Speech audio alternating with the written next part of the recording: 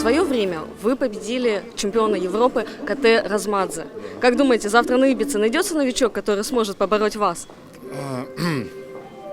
Вы знаете, я надеюсь, что найдется, но маловероятно, потому как у вас будет сидячий или стоячий стол. Никто не знает. Стоячий, значит нет. Объясню по какой причине. У нас были соревнования на сидячем столе, это больше физическая сила.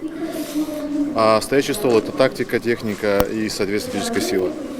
А так как стол стоячий, тактика, техника, простите, у меня 18 лет за плечами, не 18, чуть-чуть меньше, армрестлинга, поэтому вряд ли. Хорошо. Алексей Иванович, завтра вы увидите древнейшую лыжу, которая хранится в Коми-музее национальном. Сами истории интересуетесь? Историей очень интересуюсь, особенно этнической историей. Да, когда этнический центр для меня, дважды, честно говоря, более, прям приятно здесь присутствовать, потому как, собственно, народ, не имеющий национального самосознания, есть навоз, на котором произрастают другие народы. Это Столыпин говорил. Поэтому нам надо знать свои корни, а это история. Именно поэтому я очень интересуюсь историей. Это очень интересно.